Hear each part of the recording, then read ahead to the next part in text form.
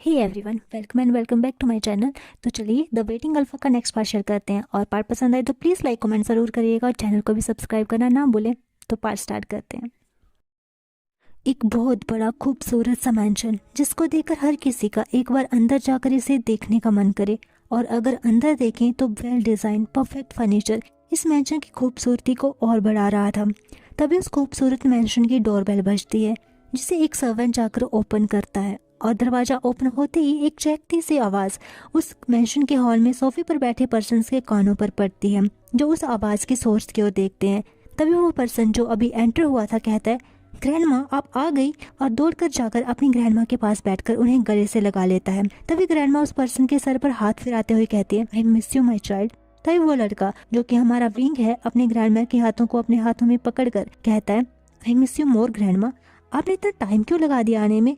आप सिर्फ 10 दिन का कहकर गई थी और देखो पूरे महीने के बाद वापस आई हो। मैं आपसे नाराज हूँ। विंग जो क्यूट सा पाउट बनाकर अपने चेस्ट के अराउंड अपने आर्म्स रैप कर लेता है, तभी उसकी ग्रैंडमा चकल करते हुए उसके गालों को पिंच करती है और कहती है, ओ मेरा आशियन मुझसे नाराज है। अच्छा ग्रैंडमा सॉरी है, कुछ काम आ गया था इसलिए ग्रैंडमा लेट हो गई, लेकिन साथ में वो देखो आशियन के लिए बहुत अच्छी चीज लाई है, जिसे देखकर आशियन जरूर खुश हो जाएगा। विंग जो साइड आइज से अपनी ग्रैंडमा को देखता है तो उनके हाथ में एक ब्लैक कलर की फ्रूट देखकर एक्साइटमेंट में अपनी आंखें बड़ी बड़ी कर देता है और कहता है, वाओ ये कितनी यूनिक है। इस फ्रूट को वो उनसे अपने हाथ में लाकर कहता है, ये मेरे लिए है। तभी ग्रैंडमा कहते हैं, ऑफ कोर्स डियर। तो वो ग्रैंडमा को गले से लगाकर कहता है, thank you so much grandma. तो अब तुम मुझसे नाराज नहीं हो? इस पर विंग थोड़ा सा सोचने की एक्टिंग करते हुए कहता है, नहीं, और ऐसा कहकर गिगल करने लगता है। तभी विंग की मोम की आवाज आती है, अगर ग्रैंडमा से लाड प्यार हो गया हो तो फ्रेश होकर आ जाओ। इस पर विंग एक नोटिस से स्माइल करते हुए अपनी मदर से कहता है, क्यों आपको जेलसी हो रही है कि ग्रैंडमा मुझे आपसे ज्यादा प्यार करती है? इस पर विंग की मदर कहती है, मैं क्यों जेलसी करूंगी? अगर तुम्हें ग्रैंडमा ज्यादा प्यार करती है तो मुझे भी मेरे हस्बैंड तुमसे ज्यादा प्यार करते हैं। और हाँ देखना, तुम्हारी जो ग्रैंडमा है ना, तुम्हारे लाइफ पार्टनर के आने के बाद सारा प्यार उससे ही करेंगी। इस पर विंग कहता है, नहीं, मेरी ग्रैंडमा सिर्फ मुझे ही प्यार करेंगी और किसी को नहीं। और वैसे भी मुझे कोई शादी के चक्कर में नहीं पड़ना, और जब शादी ही नहीं करूंगा तो ग्रैंडमा का प्यार कहीं नहीं जाएगा और वो सिर्फ मेरे लिए होगा। ऐसा कह के सब लोग हंसने लगते हैं। तभी विंग रूम में चला जाता है, ये कहकर कि वो फ्रेश होकर आता है और बाकी लोग अपनी बातों में बिजी हो जाते हैं। दूसरी ओर हमें गुस्सू का सीन दिखाया जाता है, जहां अब अगला दिन हो गया था और वांगजी की पनिशमेंट भी पूरी हो गई थी। वांगजी अपने कॉटेज यानी जिंगशी में बैठा हुआ था, जिसको उसका भाई अपनी आंसू भरी नजरों से हर्बल सूप पिला रहा था। तभी वांगजी कहता है, शिजुई मैं ठीक हूँ। इस पर शिजुई कहता है, मैं जानता हूँ मेरा भाई बहुत स्ट्रांग है। ऐसे कह के वो वांगजी को एक कंफर्टिंग स्माइल देता है। दोनों के बीच एक कंफर्टेबल साइलेंस था। तभी उन्हें किसी की आवाज आती है, जो उस रूम में आ रही लैन यालेनी की थी, जो कि लैन क्लैन के नेक्स्ट हायर लैन शिचैन की ओमेगा वाइफ यानी कि उनकी मेट है। यालेनी कहती है, क्या मैंने दो भाइयों के स्वीट मोमेंट्स को खराब तो नहीं किया?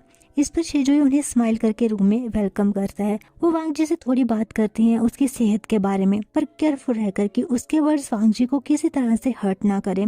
यानी एक बहुत काइंड हार्टेड पर्सन है और अपने ब्रदर इन लॉ से मदरली लव करती हैं। हालांकि उनकी एज में ज्यादा डिफरेंस नहीं है, पर यानी का बिहेवियर उनको मदरली टच देता है।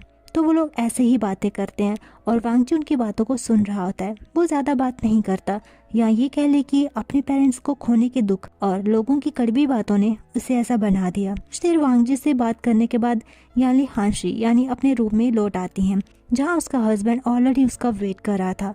यानी के आते ही लैन शिचैन पूछते हैं, वांगजी कैसा है? यानी मुस्कुराकर कहती हैं, वो ठीक है। वांगजी ने खुद को बहुत मजबूत बना लिया है। शिचैन भी छोटी सी स्माइल करते हुए कहते हैं, हाँ वो बचपन से कड़ी ट्रेनिंग करके खुद को बहुत स्ट्रांग बनाने की कोशिश कर रहा है, ताकि समय आने पर वो अपने मेट को हर परेशानी से बचा सके। उसका सबमिसिव होना उसके मेट के लिए कभी खतरा ना बने, जिस कारण मोस्टली ओमेगा सबमिसिव अल्फा को पसंद नहीं करते। वांगजी की मेट की बात कहकर दोनों थोड़े सैड हो जाते हैं। याली कहती है, आप वांगजी की इतना चिंता करते हैं, एक बार उससे बात करके क्यों नहीं देखते? उसे अपनों की जरूरत है। शिचैन सैडली कहता है, तुम तो जानती हो ना, माँ को अच्छा नहीं लगेगा और माँ वांगजी के लिए चीजें और मुश्किल कर देगी। इस पर याली कहती है, मुझे आज तक समझ नहीं आया माँ आखिरकार वांगजी को पसंद क्यों नहीं करती? क्या सिर्फ वांगजी का सबमिसिव होना ही इसका कारण है? शिचैन साई करते हैं और कहते हैं, मैं नहीं जानता। वो दोनों चुप हो जाते हैं, एक कंफर्टेबल बट सैड साइलेंस। उसके बाद अपने अपने काम में लग जाते हैं। ऐसे ही दिन बीतने लगते हैं। दोनों दुनिया में अपनी अपनी जिंदगी में सब मशरूफ थे। वहीं ह्यूमन वर्ल्ड विंग के एग्जाम खत्म हो गए थे और हर बार की तरह विंग ने टॉप किया था। अपनी ग्रेजुएट सेरेमनी सेलिब्रेट करने के बाद विंग क्लब जाता है अपने फ्रेंड्स के साथ आज रात सेलिब्रेट करने, जहाँ अभी वो किसी लड़की के साथ डांस कर रहा था। तब विंग उस लड़की को अपने और करीब खींच कर कहता है, यू आर टू सेक्सी। वो लड़की कहती है, एम आई? Yes baby. वो दोनों एक दूसरे की आंखों में देख रहे थे और उनके फेस एक दूसरे के करीब आते जा रहे थे। वो लड़की सेक्सली अपने लिप को बाइट करती है। विंग उसके लिप्स को कैरेस करता है और उसके कान में विस्पर करते हुए कहता है, is this an invitation baby? तभी वो लड़की विंग पर और ज्यादा लीन होकर सेम विस्परिंग वॉइस में बोलती है, व्हाट इफ आई से यस? विंग स्मक करता है और कहता है, then we should get a room. जिस पर वो लड़की भी स्मक करती है और अगले ही पल वो दोनों उस क्लब के पास एक होटल के रूम में होते हैं। रूम में एंटर होते ही वो लड़की बेड पर बैठ जाती है और विंग 2 वाइन के ग्लास लाकर एक उसे देता है। ड्रिंक खत्म करने के बाद वो उस लड़की के हाथ पर किस करता है और उसे बेड पर पुश कर देता है। वो उस लड़की को देखता है जो पूरी तरह उसे खुद को सबमिट कर चुकी थी। वो डेस्परेटली विंग का टच चाहती थी, तो वो विंग को कहती है, touch me baby please. Wing कहता है, सो डेस्परेट। इस पर वो लड़की कहती है, यस सो मच। ऐसा कहकर वो विंग को, जो कि उसके ऊपर ही था, उसे और ज़्यादा अपने ऊपर प्रेस करती है। विंग उसके गाल को किस करता हुआ अपने हाथ को इंटीमेटली उसकी गर्दन तक ले जाता है और उसे किस करने के लिए लीन होता है। दोनों के लिप्स थोड़ी ही दूरी पर थे, पर तभी विंग के कान में आवाज़ आने लगती है, मैं तुम्हारा इंतज़ार कर रहा हूँ। विंग, जिसने अपनी आंखें बंद कर ली थी किस करने के लिए, वो झट से अपनी आंखें खोल लेता है और वो उस लड़की को देखता है जो आंखें बंद किए अभी भी विंग की किस का वेट कर रही थी। लेकिन जब उसे कोई किस फील नहीं होता तो वो विंग को देखती है, जिसके फेस पर अभी क्या एक्सप्रेशन थे पढ़ना मुश्किल था। वो विंग के चीक को टच कर पूछती है कि क्या हुआ। इस कारण विंग अपनी टेज से बाहर आकर हेड शेक करता है और स्माइल करके फिर से उसे किस करने के लिए लीन होता है, पर विंग बहुत अनईजी फील करने लगता है। उसका दिल मानो उसे इजाज़त ना दे रहा हो।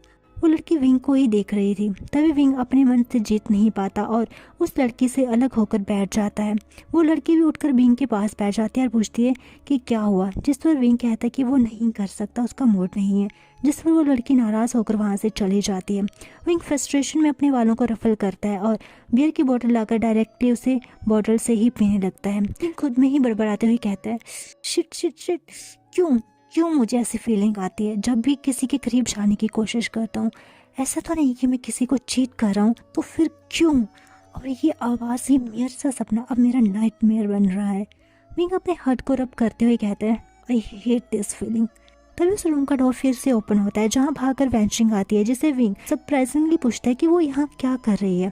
तो वो उस लड़की के बारे में पूछते हैं, जिस पर विंग बता देता है कि वो चली गई और हाँ, उनके बीच ऐसा कुछ भी नहीं हुआ। विंग की बात सुनकर वैंशिंग उसे गले से लगा देती है और रोने लगती है, जिसका बिहेवियर विंग को समझ नहीं आता। पर विंग अभी ड्रंक और टायर्ड फील कर रहा था, तो वो बिना ज़्यादा बात के घर आ जाते हैं। वहीं दूसरी ओर कल्टीवेशन वर्ल्ड में वांगजी अपने मेट का इंतजार करते हुए अपनी लाइफ बिता रहा था। इस बात से बेखबर कि उस पर गंदे नजर रखने वाले अल्फा उसके लिए कुछ बहुत बड़ा प्लान कर रहे हैं। वो लोग क्या प्लान कर रहे हैं जानेंगे नेक्स्ट पार्ट में। तब तक के लिए अपना ख्याल रखिएगा। Bye bye and take care.